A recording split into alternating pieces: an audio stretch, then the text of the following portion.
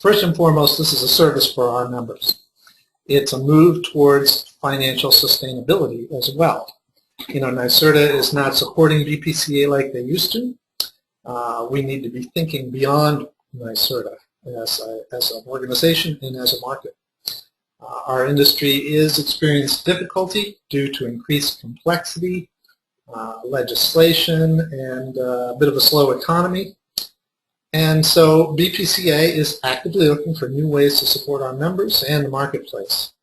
It's also a bit of a race against time as our standard revenue sources are being reduced, and we are working to replace a revenue stream that was largely generated or dependent on government funding streams. And we're trying to replace that with ones that come from the market that we are trying to build up without overburdening that market. So this is one more tool in that toolbox, and let me explain how that's supposed to work.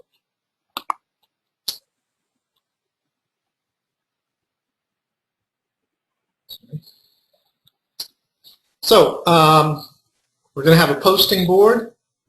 A customer posts a project announcement to the posting board. Identities will probably be anonymized at this public level. Interested members will respond directly to the posting with something like "Step into my office," and then the discussion goes private, which will be similar to a private chat room if you experience that, where both parties can converse privately. There will be some back and forth ensuing, pricing and parameters being shared, and the two parties will make a deal on the terms of their agreement. Files will be exchanged, some Q&A exchanged as well, and at some point the project will be completed. BPCA will invoice the member and the customer based on the deal as recorded, and what will those invoices look like, you may be wondering. Good question. This is the pricing model that we're thinking about, subject to your input to some extent.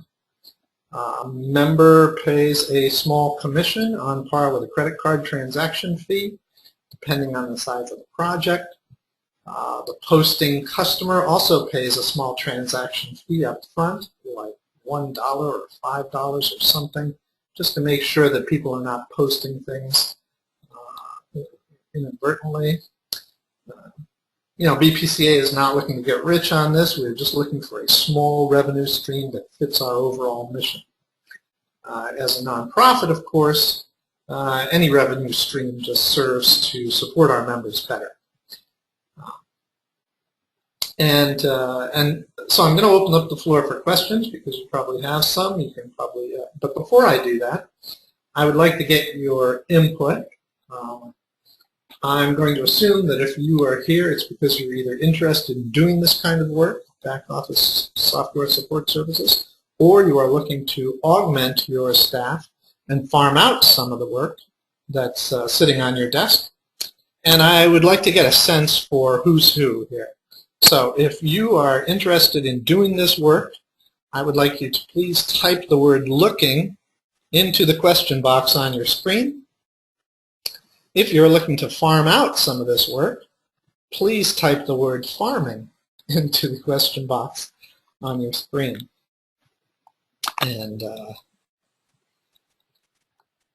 okay, yeah, let me take that question, Tony, as soon as people have responded. If you're not sure which you are, looking to farm out or do the work, just there's no need to type anything. If you're just a curious bystander, that's fine.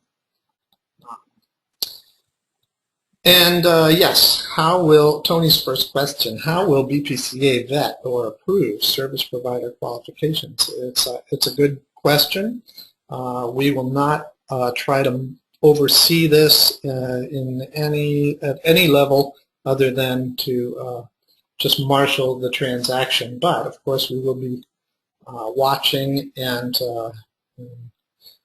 controlling access to the system based on how things go, based on the projects and the feedback that we get from from the work? So that is a good question. But yeah, we don't really tend to be, we don't want to be quite in the middle of it. We just want to make sure that if there's an issue, we can have some control over who is participating. So thank you all for entering your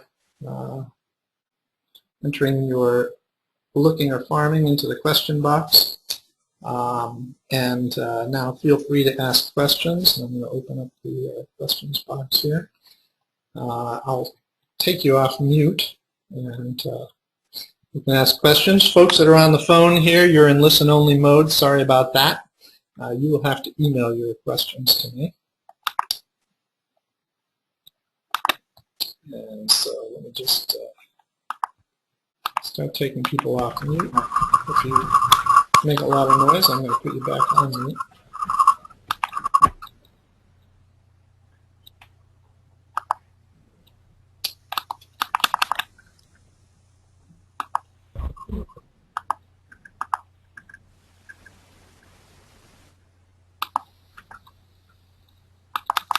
I'm just going down the line, taking you all off mute, unless you're making noise. Then put me back on mute.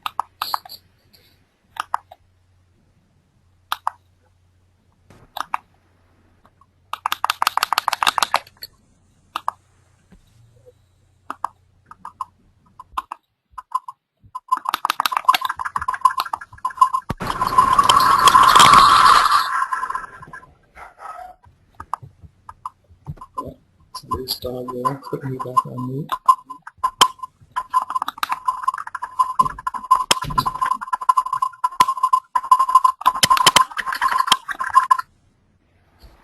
Okay.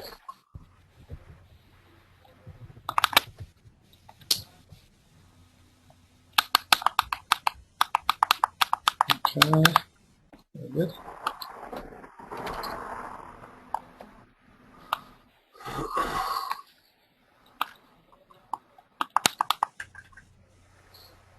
How many are looking versus farming? I can only see a very small window here, Bill, so I can't answer that question right now. I thought BPCA might purchase and rent out use of back office software for its members. Well, that's a possibility, such as using Citrix or similar software hosting. That's certainly a possibility if that's something that our members are looking for. I think that's probably a good idea. How will BPCA gain repeat postings of work once a client and company have direct contact with each other? Very good question. It's kind of critical to the business model. And there's a couple ways that we have been thinking about this. But the biggest thing that we're thinking about is that this is a service to our members, and we hope that our members will see it as such. We expect that we will be monitoring this list. And if phone numbers are exchanged, well, that's probably required, because sometimes there's going to be some back and forth that cannot be done easily through the interface. As you sign on, you're going to be asked to sign a pledge, which basically says that you will not sidestep BPCA for this minimal revenue stream. But we know that some people will sidestep, and you know, that's if we figure on 2% sidestepping, well, that's probably within range of the situation. And then at some point we may be able to work out a system where we have more control. But our goal is really to provide services more than to control the discussion. So.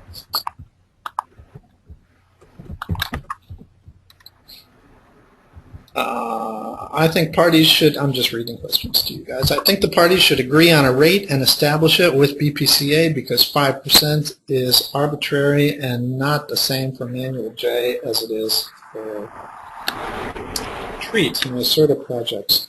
Well, 5% is 5%, regardless of how much the cost of the project is. But yeah, What I don't think we would want to do, although I'm willing to entertain anything, of course, whatever makes sense. I'm going to think long and hard about this model, but I don't want to impose pricing on anybody. Now, maybe the two parties that are in their little private office having the conversation, they have to agree on a rate, and that rate will be accessible through the interface, and it will be that rate that we will use to invoice. That's our thinking right now. And if we're not clear, we will contact parties. We may be contacting parties randomly just to double check that people aren't gaming the system. But our goal, first and foremost, is to provide a service to our members. And so as we get into this, we'll get better at it. How will BPCA not compete with BPCA members and existing clients' customers? Well, that's a good question. I would hope that we could work with you to make sure that we know who your clients are, your existing clients are. Make sure that we do not reach out to those clients. And then, perhaps figure out a way to give you preeminence in that system. But I assume that there is no way to stop a client from shopping around. The best way to do that is to make sure that our pricing is that nobody's undercutting you publicly. So if you already have a relationship with a client and you're already doing this work for them, well, that doesn't have to be part of this model at all.